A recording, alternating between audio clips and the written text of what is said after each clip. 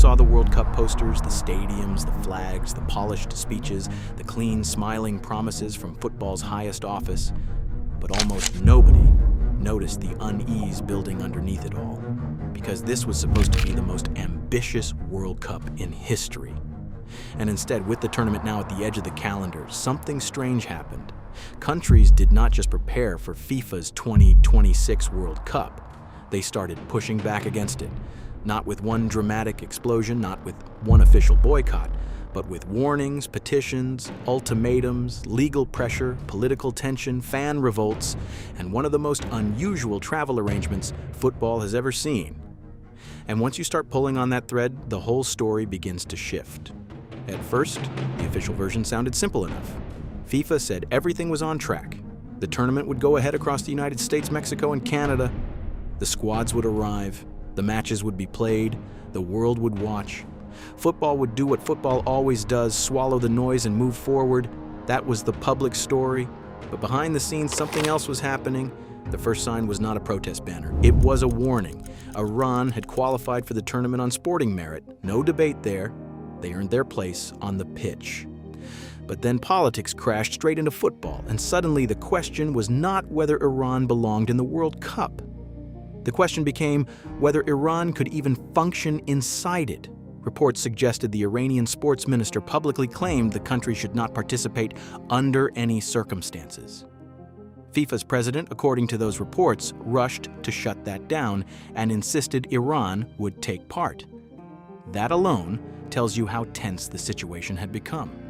When the head of FIFA has to repeatedly reassure the world that a qualified nation is still going to the tournament, you are no longer dealing with normal football administration.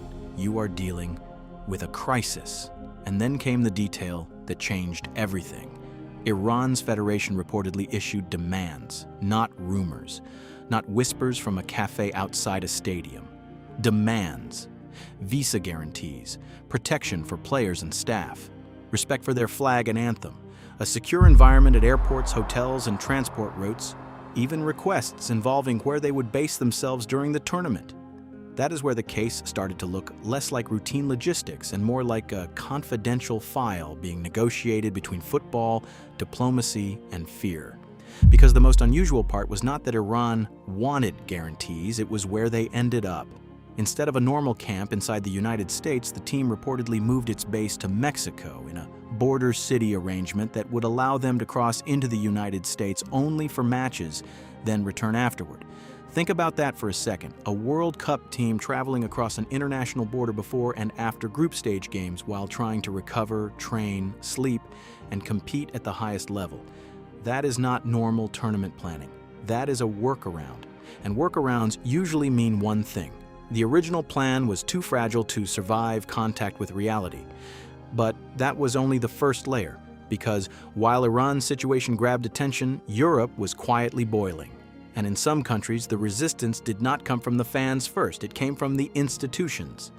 The Netherlands saw a petition gather massive support, with tens of thousands of signatures calling for the national team to stay away.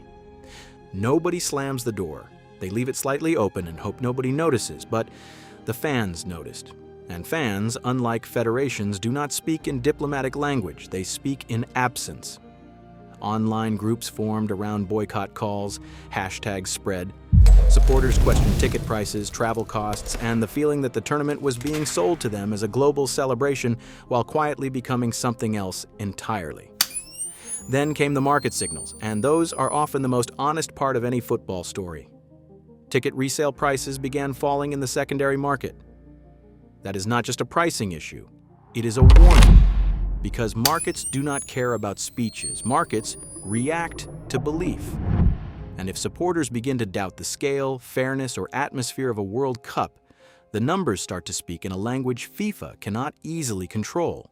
What a goal! Unbelievable finish! ¡Qué gol! Definición increíble! Global Caption turns every word into real-time captions and instant translations anywhere you listen. Watch the match, video call a friend, shop abroad, or stream your favorite game. Our floating overlay works inside any app so you never miss a... Why were teams facing so much uncertainty?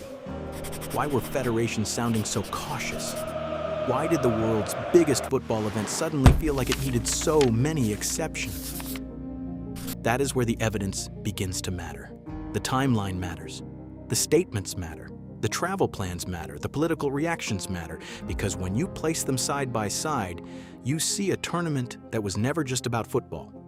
It was also about control, about image, about who gets to host, who gets to object, and how much resistance a global sports empire can absorb before it starts to look unstable.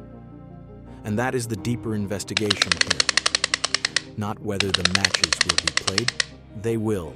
The stronger question is, what does it mean when so many countries, federations, and fans feel the need to push back before the opening whistle has even blown? Supporters of FIFA would say the organization has no choice but to keep the tournament moving. They would say political disputes cannot be allowed to destroy international football. They would say the World Cup belongs to the game, not to the arguments surrounding it. There is truth in that. What happens when the event finally begins?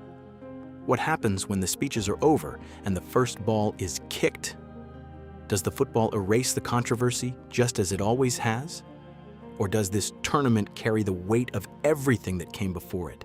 That is the unanswered question hanging over the whole case, because once the whistle blows, the headlines will change, the cameras will move to the pitch, the outrage will soften, the spectacle will begin, but the evidence will still be there.